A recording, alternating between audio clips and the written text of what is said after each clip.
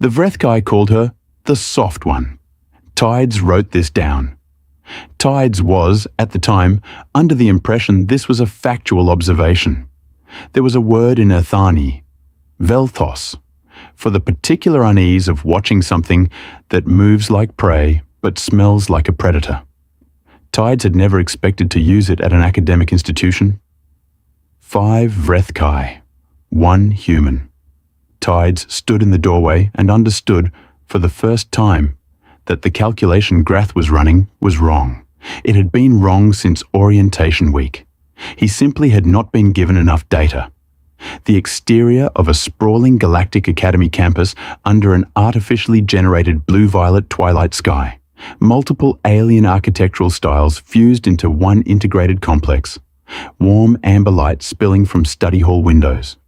A mix of alien species silhouettes moving along lit pathways, lush alien plant life in courtyard beds, sense of ordered institutional calm, cinematic sci-fi illustration, dramatic lighting, deep space setting. The Vrethkai called her the soft one.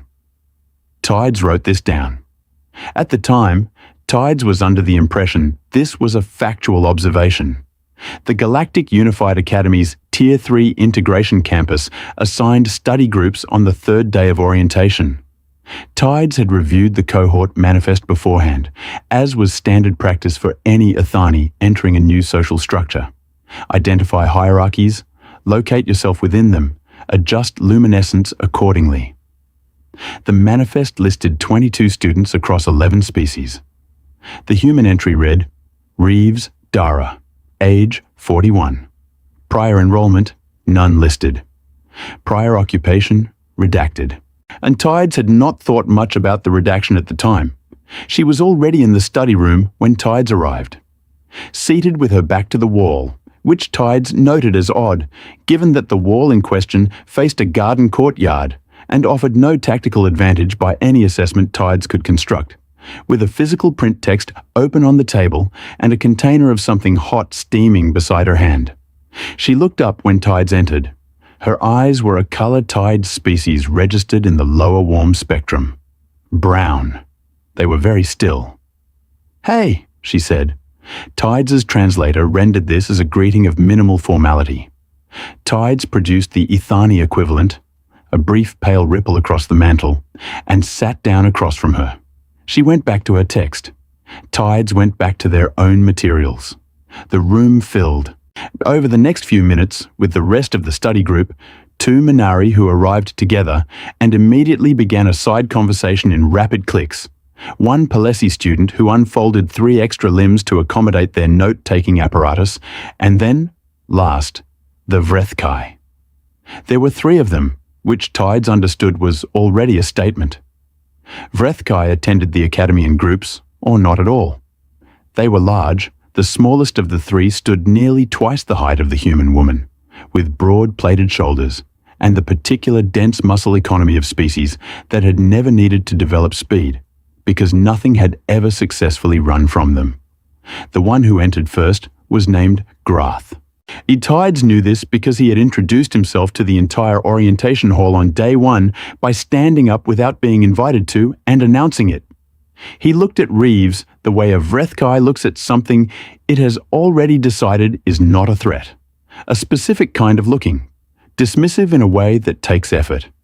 A performance of dismissal, which Tides would later understand, was itself a form of aggression. "Groundcrawler," he said.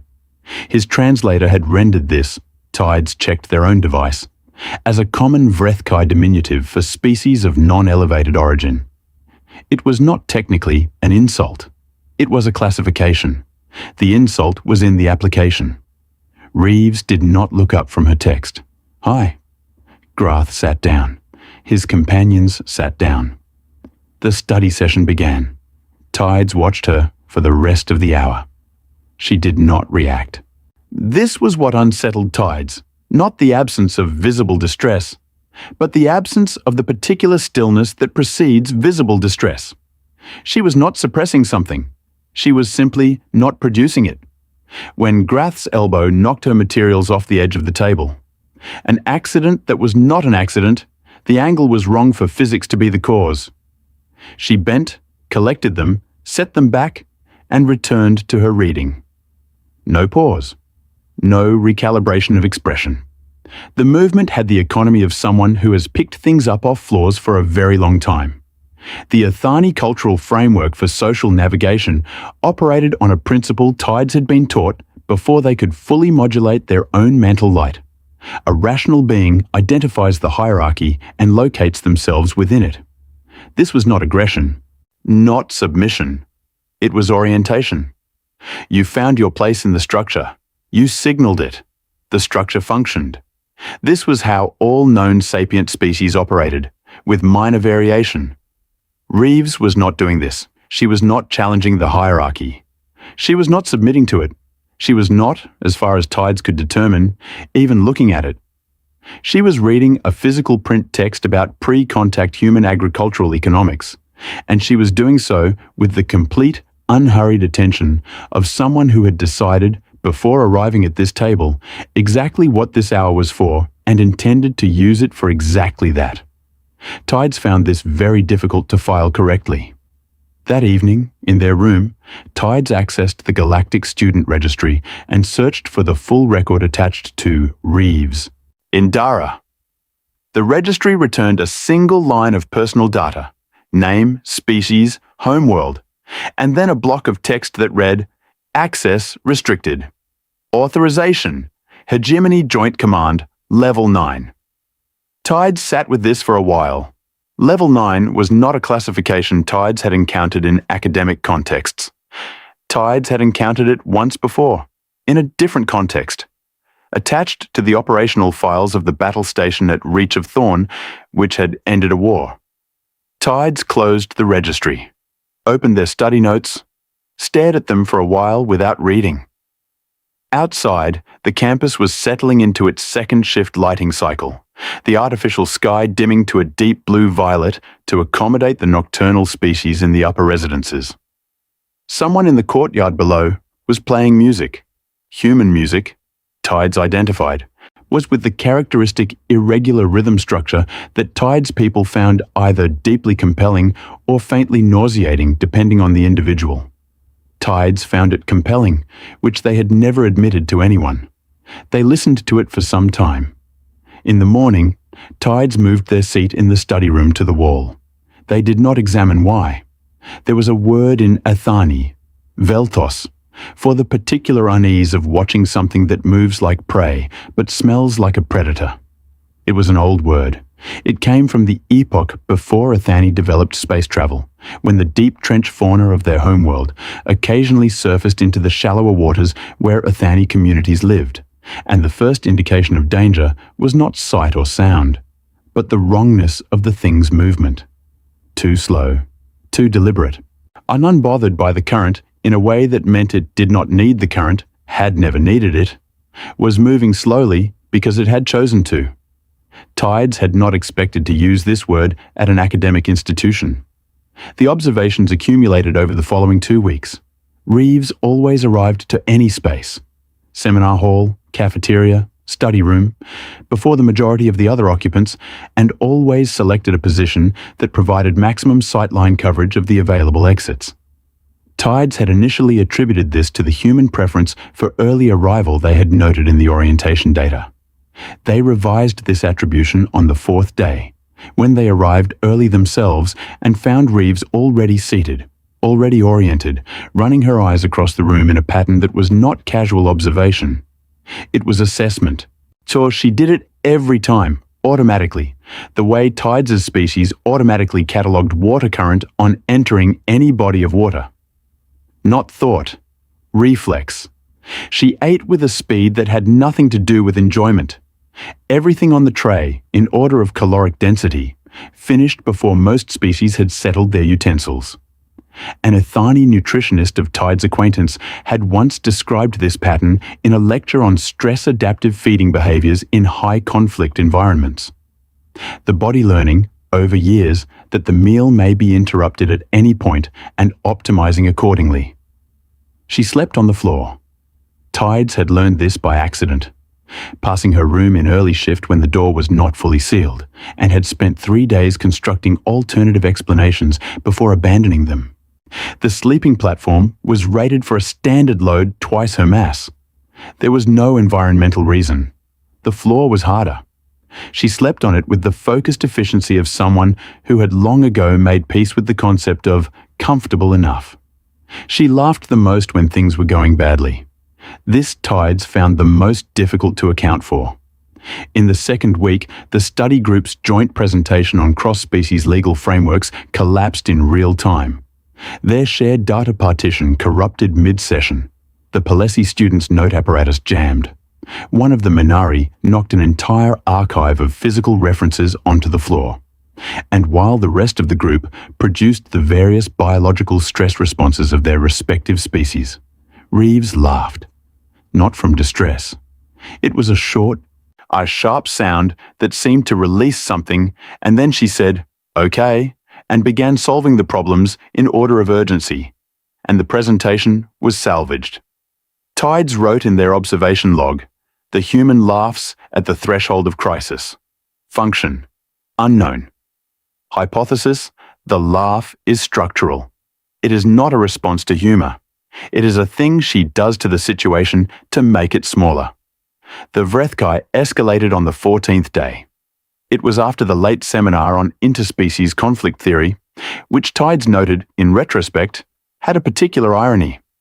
The corridor outside the seminar hall was wide, designed to accommodate the full range of body types in a Tier 3 cohort. Grath and his two companions had positioned themselves in the center of it. They had not done this accidentally. Reeves came out of the seminar room talking with the Palesi student about citation formats. She registered the configuration in the corridor. Tides saw it, the brief sweep of her gaze, and said something to the Palesi that made them excuse themselves and move away. Then she walked toward the Vrethkai, not to the side, toward. Grath stepped into her path. He was large enough that this functionally closed the corridor. He said something in primary Vrethkai that Tides' translator rendered, after a delay. "Go back to your dirt before you embarrass the species that sent you." Reeves looked up at him. The tray she was carrying from the late session refreshment table remained level throughout this. That was what Tides noticed.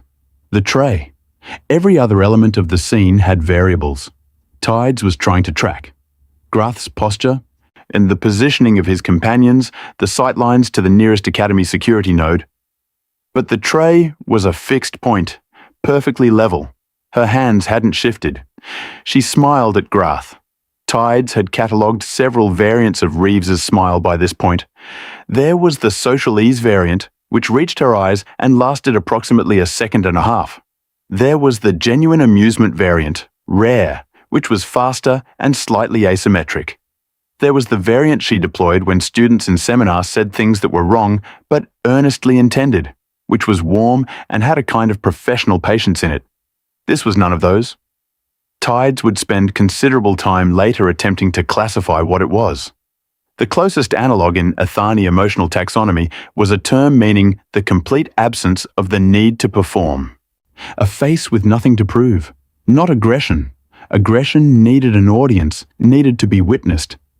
This was more like the expression of someone who had already run all the possible futures and found them uniformly uninteresting.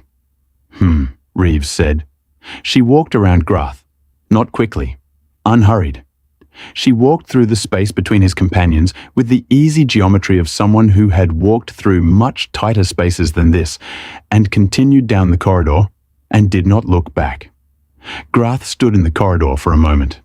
Then he turned and watched her go, and there was something in the set of his head that Tides, who had been studying Vrethkai body language in preparation for exactly these dynamics, recognized as a recalculation. Tides went back to their room and searched the Galactic Casualty Registry. And it took some searching.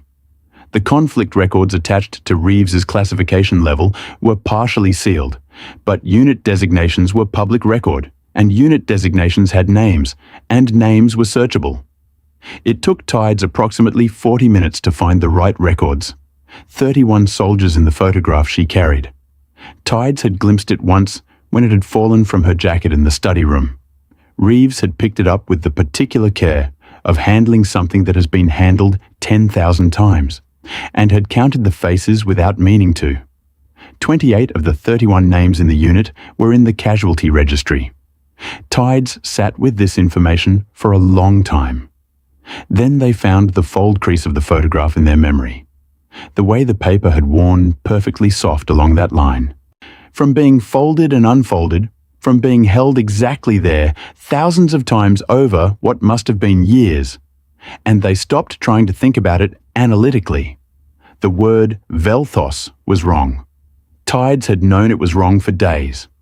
They had kept using it because they didn't have a better one. They needed a better one. Outside, it was raining, a simulated weather cycle the Academy ran for the benefit of its terrestrial species populations.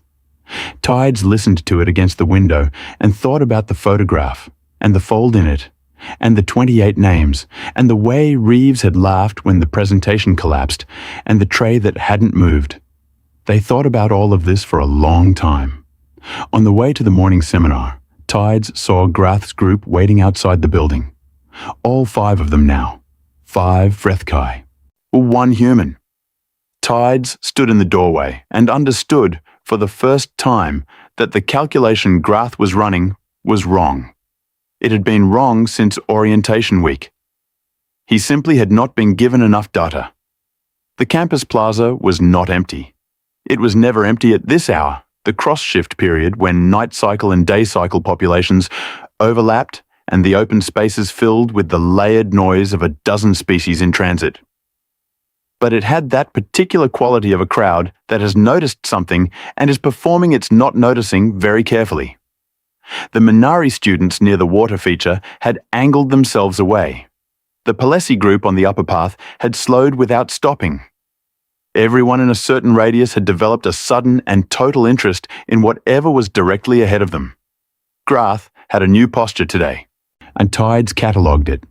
Weight shifted to the forward stance, shoulder plates elevated, the slight chin drop that in Vrethkai social performance marked a confrontation intended to be witnessed. He had an audience. He had planned for an audience. Whatever happened here, he had decided, would establish something permanent. Reeves was crossing the plaza from the eastern path. She had not, as far as Tides could tell, seen them yet. She was looking at her datapad, the morning's reading loaded and already half reviewed if the scroll position was any indication. Then she looked up. The assessment happened in less than 2 seconds. Grath, the 4 behind him. The crowd geometry, the spacing, the exits. Tides watched her do it. They had watched her do the same thing in every room she had entered for 3 weeks. But here the scale of it was different. Her eyes moved through the full scenario with a systematic speed that had nothing casual in it, and Tides thought, very suddenly, and with the particular quality of an observation that is arriving too late. She has done this before. Not this exact thing. This category of thing. She has been in spaces that looked exactly like this, and she has assessed them exactly like this, and she has done whatever came after. She put the datapad in her bag, adjusted the strap, walked toward Grath. Tides stepped off the path. This was not a decision Tides made. It was the absence of the decision to remain on the path. Their feet moved, and then they were standing in the plaza, off the smooth transit line, in the rough gravel of the ornamental border. Is positioned, Tides noted this afterward, at Reeves's left and slightly behind, which was not a position from which Tides could be particularly useful in any tactical sense, given that Tides' species' defensive mechanisms were limited to a bioluminescent warning display that was impressive in dark water and irrelevant in a dry plaza in mid-morning light. Reeves glanced sideways at them. Her expression did something brief and complicated. "You don't have to," she said. The Ethani equivalent of what Tides was feeling had no clean single-symbol expression. They produced instead a slow-spreading luminescence across their mantle. The pattern that in Ethani meant I am aware of that, but also, in the deeper grammar of light language, carried the subordinate meaning I am here anyway. It was a pattern tides associated with their broodmates, when with the old navigators who stayed on deck in bad weather, not because they were needed, but because leaving felt wrong. Reeves read it. Tides still did not know how. Humans did not have Ethani light literacy. It was not taught at this level of the curriculum. But she read it. Something in her face shifted, very quietly, and she nodded once. Then she looked at Grath. The voice she used was not the one Tides had heard before. Not the study session voice. Not the laughing at disaster voice. It was lower, and it had no effect in it whatsoever. Not flat in the way of suppressed emotion, but empty in the way of a room where everything has been deliberately and carefully put away. She spoke in standard galactic, slowly, so the translator lag would not obscure anything. "I want to be clear with you," she said, "that this isn't me being threatened." Grath's shoulder plates shifted. "I've been in 18 engagements," Reeves said, "across 4 active conflict zones. I hold qualifications in 6 combat disciplines, 2 of which your species doesn't have formal classifications for yet." She paused. Not for effect. She was being precise. "I came here because I decided I was done with all of that. I made that choice. I enrolled in this institution, and I am studying agricultural economics and cross-species legal frameworks because that is what I chose to do next." The plaza was very quiet. "I'm telling you this," Reeves said, "as a courtesy, because you're not actually a bad student, and your thesis on Vrethkai territorial law was genuinely interesting, and it would be a waste for you to find out the hard way what I'm telling you right now." So?" She tilted her head slightly. "We're done here." Grath looked at her. Later, Tides would try to describe what happened in Grath's face during those next several seconds, and would fail every time. What they could say was this: the posture changed. Not suddenly, gradually, in the way of a large object whose momentum cannot be altered in a single moment, but must be redirected across distance. The shoulder plates came down. The weight shifted back to neutral stance. The chin rose. Grath looked at Reeves for another moment. Then he turned. His companions fell in behind him, reading the shift with the social fluency of their species, asking no questions. They left the plaza by the northern path. No one spoke. Reeves reached into her bag, found her datapad, checked that the screen was undamaged. She looked up at Tides. "Seminar's in 10 minutes, she said. "You good?" Tides' mantle cycled through 3 colors in rapid succession. The bioluminescent equivalent of starting a sentence 3 times and stopping each time. They settled, finally, on a low gold. In Ethani light language, it was a complex word. It translated imprecisely as, "I have just understood something that will require a long time to finish understanding. But yes." "Yes," Tides said. They walked to the seminar together. Reeves scrolled through her reading as they walked. She had opinions about pre-contact irrigation management that she delivered with the same low-register certainty she had used in the plaza, and Tides listened and made appropriate responses, and thought about the photograph in her jacket. The fold worn perfectly soft, touched exactly there, thousands of times, and the 28 names, and the way she had looked at Grath and given him information as if it were a gift. A courtesy, she had called it. Tides sat down in the seminar hall, back to the wall, as had become habit. For weeks they had been reaching for Velthos and finding it insufficient. They had known it was wrong. They had kept using it because they had no better word. Walking across the plaza, watching Reeves adjust the strap of her bag and check her datapad in the aftermath of something that had not become a fight, Tides had finally found the right one. It was older than Velthos, older than most Ethani words for threat assessment.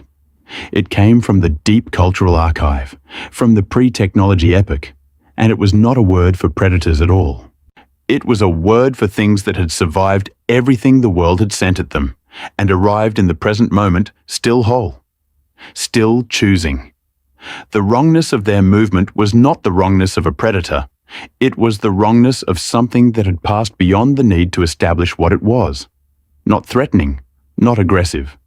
Simply past the point where those questions had any traction.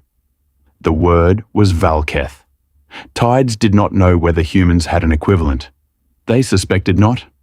They suspected this was the sort of concept that was difficult to develop language for when you were the thing it described. The seminar began. Reeves asked the first question, as she usually did. It was a good question. The professor answered it at length. Tides took notes and thought about Valketh, and about the 28 names, and about standing in gravel in a plaza because moving had felt wrong, and about a photograph folded and unfolded 10,000 times with the particular care of something that is all that is left, and about the way Reeves had said, because that is what I chose to do next. Years later. Tides will not say how many years because the number changes nothing. There was a moment. A corridor on a different station, in a different context, with a calculation that Tides' homeworld's entire philosophical tradition said had only one answer. Tides stood still. Their companions did not understand why. The situation resolved, as situations sometimes do when something in them shifts unexpectedly, and afterward no one could say exactly what had changed or when. And Tides could not explain it in terms that mapped cleanly onto Athani reasoning structures. What Tides knew was this. They had stood in gravel before. They had stood in gravel next to something that moved like Valketh, and they had not moved, and the world had not ended. And some knowledge is not cognitive. Some knowledge lives in the feet, in the particular weight distribution of a body that has once chosen not to step back. There is an Athani word for what Tides did in that corridor. Tides learned it from a human.